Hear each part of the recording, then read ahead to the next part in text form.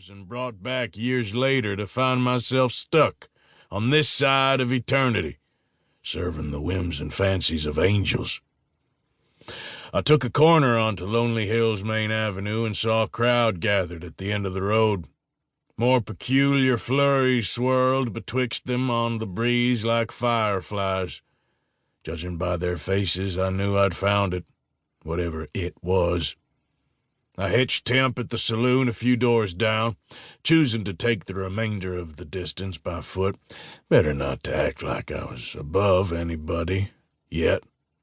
As I got closer, I realized I didn't need the expressions to tell me something disturbing had gone down. By all the saints and elders, I said under my breath. Had I still been alive, the smell alone would have probably knocked me on my ass. Death is a sickly, sweet aroma. Even in its early stages, it's enough to overwhelm and stir up bile at the very least. Parked along the street's edge, a few men were seated or lying down, being cared for while sucking down whiskey to drown out the pain of bullet wounds. Got a few more stares as I shoved through the rabble, hoping to get a clearer picture. To their credit, no one tried to stop me. If there was a lawman in town, he wasn't showing face yet neither. Parts of the West were being tamed these days.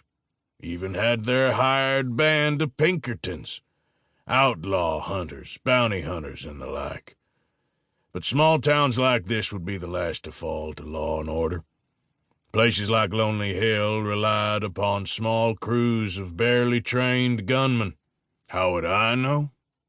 These were the exact places where the old me would have ridden through with his rowdy pals, put our boots up on a saloon table, and drank for free so long as we flashed our iron.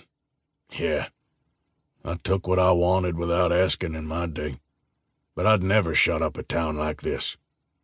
The word massacre usually speaks of dozens or hundreds dead, but there wasn't a better word for the 2 corpses I spotted, bloodied and broken remains strewn across the red clay streets. Beyond them, a 2-story building stood catty-corner to the others. The facade was painted a bright cherry red with big gold letters. Frost dappled the words and made them hard to read, but I got it, eventually. Dufault Bank and Trust. So what was this, then? A robbery gone awry? That felt too normal for my particular talents. Angels care about many things, but the wealth of men ain't one of them. I let my eyes wander a bit, but no one else was moving, not an inch. Looked as if someone had snapped a photograph like them rich folk in the city are fond of, still as statues. "Who's the stranger?" an older man finally croaked, talking about me, but not to me. "A marshal, clearly," his wife added, nudging him in the side.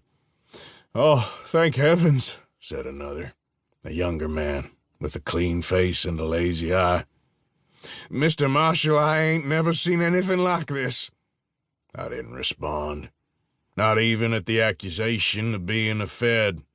Just let my glare pass across them in still silence. I always found it better to examine a situation before hearing from those around it, either their opinions or the things they pretend to have seen. Everyone always wants to feel a part of having solved a mystery.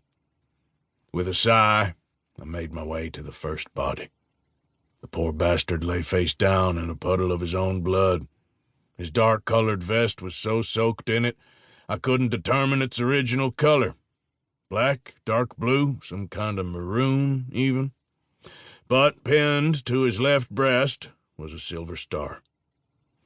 It's unclear to me how the star became the universal symbol for authority, but when I was brought back to life, it included a branding of sorts on my bare chest. Often I consider its 5 points to be that of the hand behind my resuscitation, but I can't deny it looks like a black star or badge. Amongst us hands of God, we often call ourselves just that, the Black Badges. Sounds earthly.